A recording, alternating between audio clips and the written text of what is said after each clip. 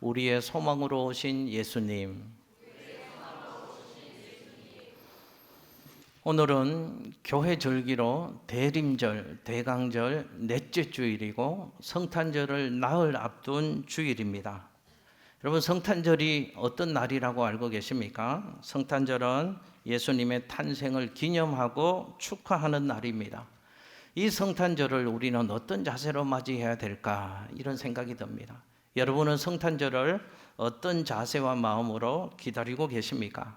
성경은 성탄절을 맞이하는 올바른 자세는 기쁨과 감격이어야 된다라고 우리에게 성탄절을 맞이하는 자세를 교훈하고 있습니다. 그날은 이런 날이기 때문에 그렇습니다. 화면에 누가복음 2장 10절에서 11절 말씀을 함께 읽습니다. 시작. 천사가 이르되 무서워하지 말라. 보라, 내가 온 백성에게 미칠 큰 기쁨의 좋은 소식을 너희에게 전하노라. 오늘 다윗의 동네에 너희를 위하여 구주가 나셨으니 곧 그리스도 주시니라. 아멘. 자, 저 말씀에 보면 성탄을 뭐라고 설명하는가 하면 온 백성에게 미칠 큰 기쁨의 좋은 소식이 있는 날이다 라고 얘기를 합니다. 온 백성에게 미칠 큰 기쁨의 좋은 소식이 성탄이랍니다. 그래서 모든 사람들은 기쁨과 감격으로 저 날을 맞이해야 될 것을 성경은 우리에게 말씀하고 있습니다. 왜 그럴까요? 세상의 모든 염려와 슬픔과 근심과 불안과 두려움을 다 해결해 주시는 분, 그분이 오시는 날이기 때문에 그렇습니다. 그분이 누구신가? 이 땅의 구원자로 오신 예수님이 오시는 날이기 때문에 온 백성에게 미칠 큰 기쁨의 좋은 소식이 있는 날이기에 모든 사람들은 기쁨과 감격으로 성탄을 맞이해야 된다는 것입니다. 비록 세상이 어둡습니다. 내 삶이 힘이 듭니다. 그럴지라도 그 모든 것을 이겨내게 하시는 예수님이 오시기에 성탄은 온 백성이 기뻐해야 되는 날인 줄로 믿습니다. 중요한 것은 성탄의 주인 되신 예수님이 어떤 분이신가? 그분을 알아야죠. 그냥 막연히 연말의 분위기에 들떠서 세상의 분위기에 취해서 그렇게 성탄을 보내지 말고 성탄의 주인이신 예수님이 어떤 분이신가 바르게 알고 믿어야 할 것입니다. 바르게 알고 믿을 때 진정한 기쁨의 성탄이 제게도 여러분에게도 될 수 있기 때문에 그렇습니다. 여러분, 오늘 본문의 내용은 사도행전 10장의 설교의 내용입니다. 이 베드로가 고넬료라는 사람에게 설교했던 내용입니다. 성경에 보면 사도행전 10장에 놀라운 일 하나가 기록되어져 있습니다. 그게 어떤 사건인가 하면 하나님이 택하신 백성들, 이스라엘 백성들을 사랑하셔서 이스라엘 백성들을 구원해 주시는 것은 당연한데 사도행전 10장에 보면 이방인 최초로 하나님의 구원을 받고 성령 세례를 받는 사건이 나옵니다. 여러분, 이건 베드로를 비롯한 유대인들에게는 혁명적인 사건이었습니다. 상상도 할 수 없는 일이었습니다. 이방인 최초로 구원을 받았던 로마의 백부장이었던 고넬료라는 사람이 또 하나님의 특별한 은혜 가운데 환상을 보게 되어지죠. 그 환상을 통해서 베드로라는 사람을 초청하게 되어집니다. 그리고 만남이 이루어지게 되어집니다. 그 초청을 받고 왔던 베드로가 고넬료와 고넬료의 가족들에게 설교를 한 내용이 사도행전 10장 오늘 본문에 기록된 내용입니다. 근데 베드로는 본격적으로 설교를 시작하기 전에 한 가지를 먼저 고백함으로 설교를 시작한단 말이죠. 예전에는 미처 몰랐었는데 아주 새로운 사실, 귀한 진리 하나를 깨달았노라고 베드로가 고백하는 것으로 그의 설교가 시작되고 있습니다. 이런 화면에 사도행전 10장 34절에서 35절 함께 읽습니다. 시작. 베드로가 입을 열어 말하되 내가 참으로 하나님은 사람의 외모를 보지 아니하시고 각 나라 중 하나님을 경외하며 의를 행하는 사람은 다 받으시는 줄 깨달았도다. 아멘. 할렐루야. 여러분, 베드로가 뭘 깨달았는가 하면 자기는 지금까지 하나님이 유대인들, 선민들만 사랑해 주시고 구원해 주시는 줄로 이해하고 있었습니다. 그런데 저 이방인인 로마 군대의 백부장인 고넬료 사람을 하나님이 구원해 주시고 하나님이 그를 받아주시는 것을 보면서 하나님이 이방인도 사랑해 주시는구나 하는 것을 새롭게 발견하고 깨달았노라고 고백하고 있는 내용입니다. 지금까지 베드로와 또 이 베드로와 같은 유대인들이 하나님에 대한 인식 어떻게 가지고 있었는가 하면 이스라엘의 하나님이라는 인식을 가지고 있었습니다. 하나님은 선민, 구별하신 이스라엘 백성들만 사랑하시고 지키시고 보호하시고 그래서 그들만 구원해 주시는 하나님이라고 이스라엘 백성들은 인식을 해왔습니다. 그런데 사도행전 10장에 그들의 이런 이해를 깨트리는 놀라운 사건이 일어난 것이죠.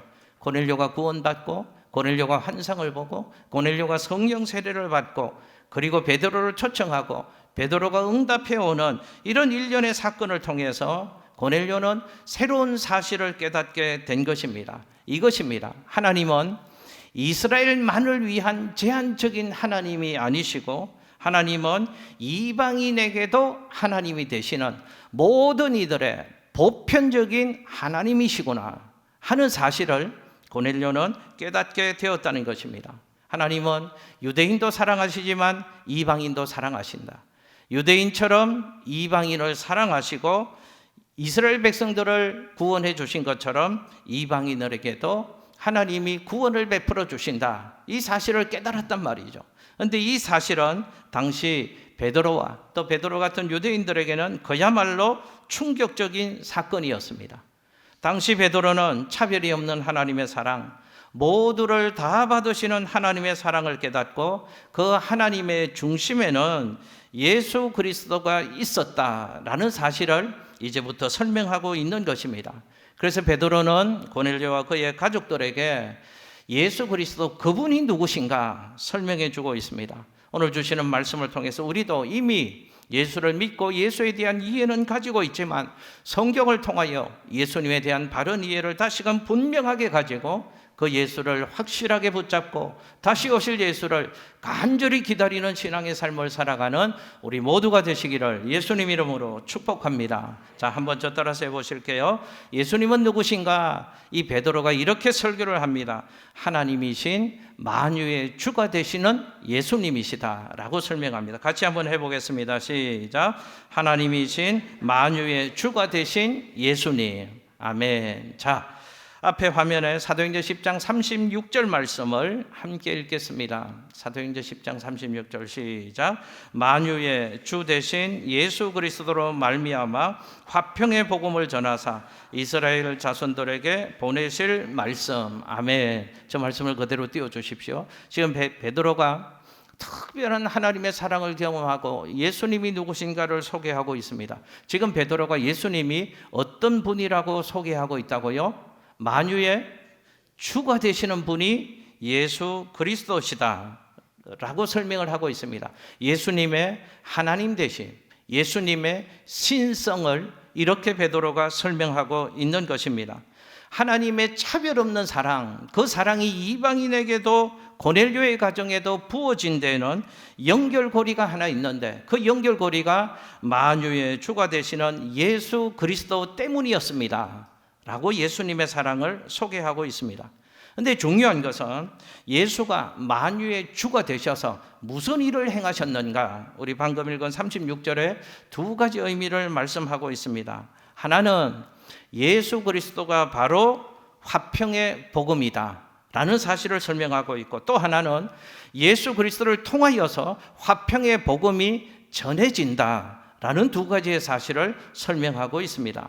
만유의 주 되신 예수 그리스도, 그분이 바로 화평이십니다 라는 설교를 하고 있고, 만유의 주 되신 예수님, 그분이 화평의 복음을 전해 주실 수 있는 분이십니다 라는 메시지를 설명하고 있는 것입니다. 여러분, 지금 고넬료와 그의 가정에 필요한 것이 화평이었다는 것을 우리는 알 수 있습니다.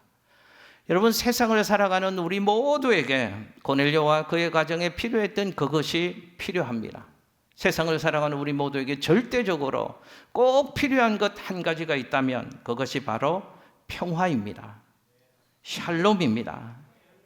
여러분, 우리는 살아가면서 좀 부족하니까 돈이 우리 인생의 절대적인 필요 조건이라고 생각을 합니다. 저도 동의합니다.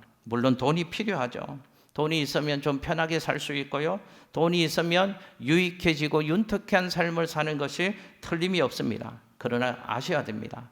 돈이 아무리 많아도 돈으로 참된 평안은 절대로 누릴 수가 없는 것입니다.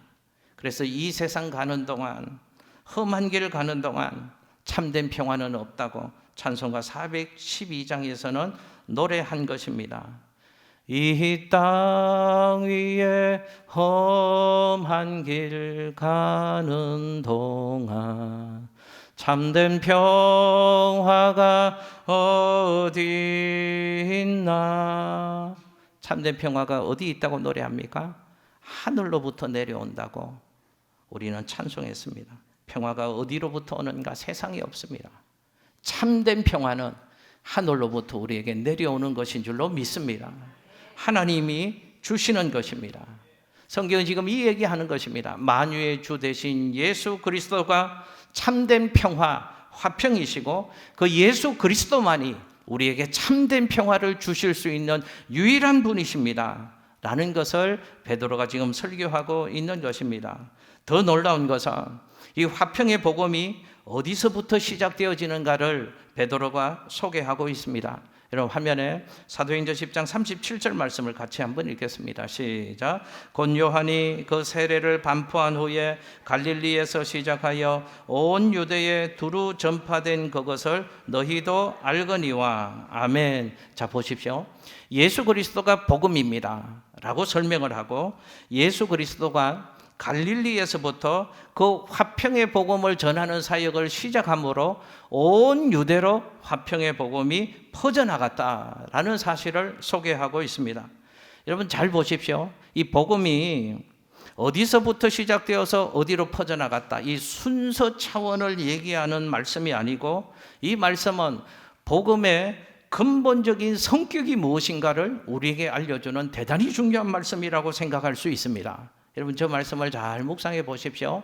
당시에 갈릴리는 어떤 곳이었는가 하면 예루살렘의 최변방에 있는 지역이 갈릴리라는 지역이었습니다. 한마디로 얘기하면 못 사는 사람들, 못 가진 사람들, 세상에서 소외된 사람들, 힘없는 자들이 사는 곳이었고 슬픔과 눈물과 아픔과 상처가 뒤엉켜 있는 것이 갈릴리라는 삶의 현장이었습니다. 여러분 이런 생각이 듭니다. 제 마음속에. 아니 하나님이 주신 그 소중한 복음이 전해지려면 제가 생각하기에 우리가 일반적으로 생각하기에 순서가 어디에서부터 시작되고 어디로 퍼져나가야 되는가 하면 그 유대 하나님의 백성들이 있는 삶의 중심지 예루살렘에서부터 변두리로 퍼져나가야 될 것 같은데 성경은 그 순서를 어떻게 얘기하고 있는가 하면 예루살렘이 아니고 가장 변두리 갈릴리에서부터 복음의 역사가 시작되어졌다는 아주 놀라운 사실을 증언하고 있습니다. 이게 무슨 의미인가? 이게 이런 의미가 있습니다. 만유의 주 되신 예수 그리스도 그분이 누구신가를 우리에게 소개하고 있습니다. 그분이 누구신가? 사회의 비주류, 아웃사이더들, 소외된 사람들, 고통받는 사람들, 못 가진 사람들, 상처 있는 사람들, 그들을 끌어안으시고 그 상처를 위로하시고 해결해 주시고 어루만져 주시는 분이 만유의 주가 되시는 예수 그리스도십니다 라는 사실을 우리에게 알려주고 있는 것입니다. 여러분 가만히 생각해 보면 우리는 어쩌면 이 시대를 살아가는 이 사회 속에서 갈릴리인이라고 얘기할 수 있을지 모르겠습니다. 그런데 예수 믿는 우리에게 만유의 주가 되신 예수 그리스도 그분이 우리 삶의 주인이 된다고 우리는 알고 있고 믿음으로 고백하고 있습니다. 만유의 주가 되신 예수 그리스도 그분이 우리 삶의 주인이시다. 이게 무슨 뜻일까요? 만유의 주가 되신 예수님 그분이 우리를 품어주시고 그분이 우리를 보호해 주시고 우리를 지켜주시고 우리를 가장 좋은 길로 인도해 주시고 이끌어 주신다는 하나님의 사랑의 말씀입니다. 여러분 이 사실이 지금 베드로의 설교를 듣고 있던 고넬료의 가족과 그 자리에 있던 사람들에게 엄청난 충격이었습니다. 왜냐하면 당시에 그들은 평화가 절대적으로 필요한 사람들이었기 때문에 그렇습니다. 여러분 잘 보십시오. 지금 당시 이스라엘은 어떤 상황 가운데 있었는가 하면 평화에 목말라 하는 시대였습니다. 로마라는 강대국의 식민 지배를 이스라엘이 받고 있는 상황이었습니다. 그들에게 생명처럼 절실하게 꼭 있어야 되는 것이 하나님이 주시는 참된 평화였습니다. 또 고넬료라는 이 사람은 어떤 사람이었는가? 그 땅을 전쟁으로 정복하고 그 땅을 감독하기 위해서 주둔해 있는 군대의 지휘관이었습니다. 그들에게도 마찬가지로 참 평화가 필요했던 것이죠. 여러분, 이스라엘 식민 지배를 받고 있는 이스라엘에게도 상처가 있고 아픔이 있습니다. 그들을 지배하고 있는 로마에게도 또 그들을 다스리고 있는 자들에게도 상처가 있고 아픔이 있는 것이죠. 그런데 만유의 주가 되신 예수 그리스도, 그분은 그 모든 상처와 아픔과 눈물들을 치료해 주시고 해방시켜 주실 수 있다고 성경은 우리에게 약속하고 있는 것입니다. 엄청난 충격 아니었겠습니까? 여러분, 우리는 예수를 믿고 살아갑니다. 예수를 고백하고 살아갑니다. 예수 그리스도가 만유의 주가 되신다는 사실을 우리는 이미 알고 있고 믿고 있습니다. 그런데 오늘 이 성탄절을 나흘 앞둔 이 대림절 넷째 주 본다면 우리는 이미 말로 다 할 수 없는 하나님이 주실 수 있는 가장 큰 은혜를 하나님으로부터 입은 사람들이라고 말씀할 수 있습니다. 그런데 누가 그 은혜를 주셨는가? 나사렛 예수가 우리에게 행해 주셨다고 말씀하시는 것입니다. 여러분 보십시오. 어떻게 인간이신 예수, 나사렛 출신의 예수가 그 위대한 능력과 역사들을 행할 수 있는가? 이게 의문이잖아요. 근데 38절 말씀에서 두 가지를 말씀합니다. 한 가지는 하나님이 나사렛 예수에게 성령과 능력을 어떻게 하셨다고요? 한 번 더 띄워주십시오. 까먹었으니까 또 한 번 읽겠습니다. 사도행전 10장 38절 말씀 시작. 하나님이 나사렛 예수에게 성령과 능력을 기름 붓듯 하셨음에 그가 두루 다니시며 선한 일을 행하시고 마귀에게 눌린 모든 사람을 고치셨어요. 여기까지 읽고 제가 질문 드려보겠습니다. 왜 나사렛 예수, 인간 예수가 두루 다니시며 선한 일을 행하시고 마귀에게 눌린 모든 사람을 고칠 수 있었을까요? 하나님이 나사렛 예수에게 뭘 부어주셨으니까요? 성령과 능력을 어떻게 하시니까? 기름 붓듯 하시니까 나사렛 예수가 두루 다니며 선한 일도 행할 수 있었고 나사렛 예수가 마귀에게 눌린 모든 사람을 고칠 수 있게 된 줄로 믿습니다. 하나님이 성령과 능력을 나사렛 예수 인간에게 기름 붓듯 하셨다는 것입니다. 여기서 기름 붓듯 하셨다는 것은 충만하게 하셨다는 뜻입니다. 유대인들은 당시에 제사장이나 왕이나 하나님이 세우신 특별한 위대한 사람들을 세울 때 머리에 기름을 부었습니다. 기름을 부어서 하나님이 세우셨다는 것을 표시하는 것이죠. 그런데 조금만 머리에 바르는 정도가 아니고 머리에 부어서 머리에서부터 발끝까지 흘러내릴 정도로 부었다는 것입니다. 그러니까 기름 붓는다 말은 충만함을 의미하는 것입니다. 그러니까 이런 뜻입니다. 하나님이 나사렛 예수, 연약한 인간일 수 있지만 나사렛 예수에게 성령과 능력을 부어주심에 성령과 능력을 충만하게 하시니까 그래서 나사렛 예수가 두루 다니시며 선한 일을 행하고 그래서 나사렛 예수가 마귀에게 눌린 모든 사람들을 고칠 수 있는 일이 가능하게 되었다라고 성경은 말씀하고 있는 것입니다. 여러분 또 하나의 이유를 38절 제일 뒷부분에 말씀하고 있습니다. 그가 두루다니며 선한 일을 행하시고 마귀에게 눌린 모든 자를 고치셨으니 이는부터 한번 읽어보겠습니다. 시작. 이는 할렐루야. 왜 선한 일을 행할 수 있었고 마귀에게 눌린 모든 자를 고칠 수 있었다고요? 할렐루야. 나사렛 예수였지만 하나님이 그와 함께 하시니까 하나님의 능력이 그를 붙어주시고 그를 통해서 드러내 주시니까 두루 다니며 선한 일을 행한 것이고 마귀에게 눌린 모든 자를 고칠 수 있게 된 줄로 믿습니다. 여러분 지금 예수를 나사렛 예수로 소개한 데는 이런 베드로의 의도가 숨겨져 있는 것입니다. 여러분 자 그러면 우리에게 주는 중요한 교훈이 있습니다. 예수를 믿고 구원받은 우리가 누구입니까? 우리를 그리스도인이라고 부릅니다. 그리스도인은 누구입니까? 그리스도와 함께하는 사람들입니다. 다른 말로 표현하면 우리는 하나님 안에 있는 사람들인 줄로 믿습니다. 그러면 우리도 나사렛 예수와 같은 삶을 살아갈 수 있다는 뜻입니다. 나는 연약하지만, 나는 부족하지만, 나는 실수하지만, 나는 모자라지만, 나는 허물 많은 사람들이지만, 나는 예수로 말미암아서 하나님으로 인하여서 나도 나사렛 예수처럼 선한 일을 행할 수 있고 마귀에 눌린 사람들을 고치는 인생이 되게 된 줄로 믿으시기를 예수님 이름으로 축복합니다. 맞습니다. 나는 그렇지 않습니다. 나는 출신이 천하고 나는 배움이 약하고 나는 소유한 것이 없을지라도 예수 그리스도로 말미암아서 능력을 행하는 예수의 삶을 저도 여러분도 살 수 있게 된 줄로 믿으시기를 예수님 이름으로 축복합니다. 이것이 예수님이 우리에게 가르쳐주는 엄청난 가치입니다. 우리가 예수를 말합니다. 우리가 예수를 노래합니다. 그러나 예수의 가치가 이렇게 엄청나다는 사실을 기억하셔야 합니다.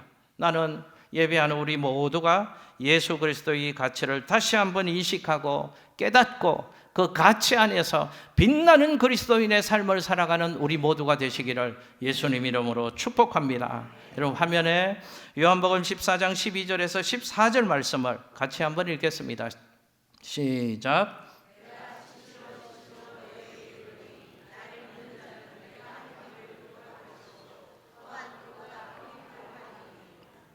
이는 내가 아버지께로 감이라. 너희가 내 이름으로 무엇을 구하든지 내가 행하리니 이는 아버지로 하여금 아들로 말미암아 영광을 받으시게 하려 함이라. 내 이름으로 무엇이든지 내게 구하면 내가 행하리라. 아멘. 할렐루야. 지금 성경을 통하여서 예수님이 이런 말씀을 우리에게 들려주시는 겁니다. 너희 자체는, 너희 스스로는 너무 작은 인생들이야. 너희 스스로는 제한적인 인간들이야. 너희의 스스로는 엄청난 일들을 할 수 없는 작은 인생들이야. 너희의 힘으로는 도저히 마귀의 손아귀에서 벗어날 수 없는 인생들이야. 그래서 너희들은 지금까지 실수하며 살았고 허물 많은 인생을 살았고 마귀에게 눌린 연약하고 안타까운 삶을 살아왔어서 그런데 이제는 나 예수가 너희와 함께 할 거야. 하나님이 너희와 함께 하실 거야. 그러므로 너희는 예수로 말미암아서 마귀의 권세를 멸하는 하나님의 사람들이 될 수 있게 되었단다. 이 사실을 예수님이 우리에게 들려주시는 것입니다. 화면에 요한복음 15장 7절 말씀도 마지막으로 한번 읽겠습니다. 시작. 너희가 내 안에 거하고 내 말이 너희 안에 거하면 무엇이든지 원하는 대로 구하라. 그리하면 이루리라. 아멘. 할렐루야. 여러분 저 말씀을 하나님이 우리에게 주시는 약속의 말씀으로 믿으십니까? 믿으십니까? 믿으시나요? 에이 그냥 위로하려고 하는 말씀이지. 에이 허풍이지. 내가 원하는 대로 뭐가 다 이루어지겠어. 원한다고 이루어지는 것 같으면 걱정도 없게. 여러분 저 말씀을 잘 기억하십시오. 내가 위대하고 내가 대단해서 그래서 무엇이든지 원하는 대로 구하고 이루는 것이 아니라는 말씀입니다. 나는 예수 안에 있을 때나 예수 밖에 있을 때나 여전히 약한 인생입니다. 한 줌의 흙으로 돌아갈 수밖에 없는 연약한 인생입니다. 여러분 저도 한 해 한 해 인생의 연수가 더해지면서 깨달아가는 게 하나님 앞에서 나는 참 연약한 인생입니다. 나는 아무것도 아닙니다 라는 사실을 진실로 고백할 수밖에 없습니다.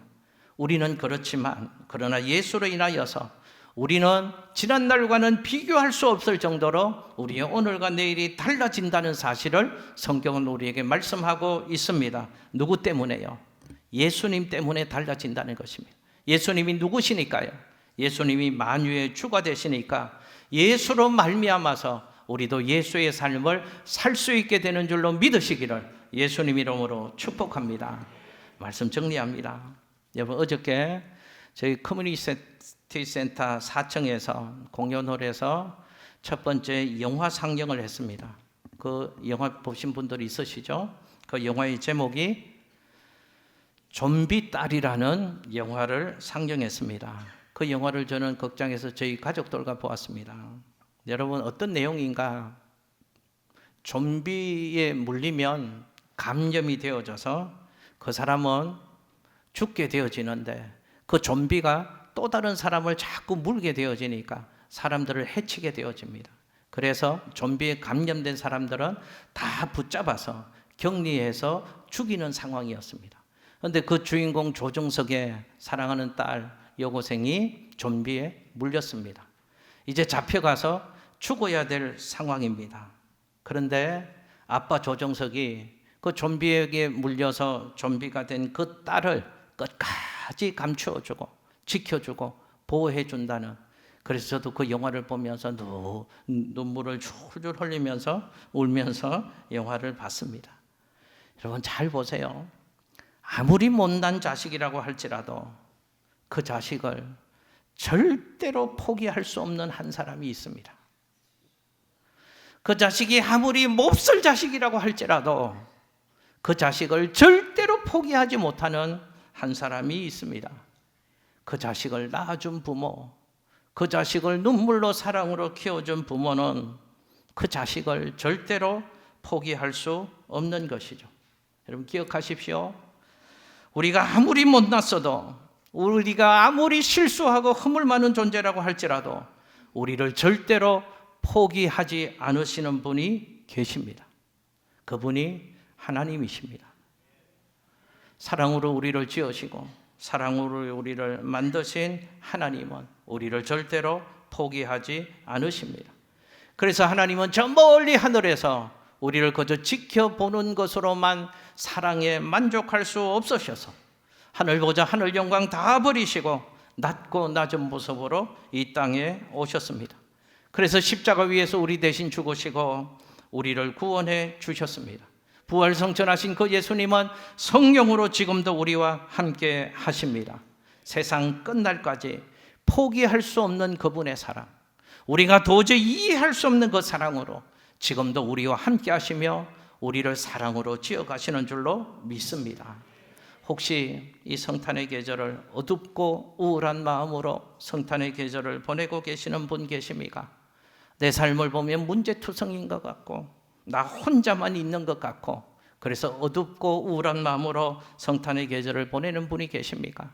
오늘 주시는 말씀이 여러분에게 복음으로 들려졌으면 좋겠습니다. 아닙니다. 기억하십시오. 2000년 전 이 땅 가운데 오셔서 지금도 우리와 함께 하시는 예수님이 성령으로 여러분들과 함께 하시는 줄로 믿습니다. 만유의 주가 되시는 예수 그리스도, 그분 나사렛 예수 그리스도, 그분이 우리들에게 절대적인 평안을 가져다 주실 것입니다. 마귀에게 눌린 모든 자들을 고쳐 주실 것입니다.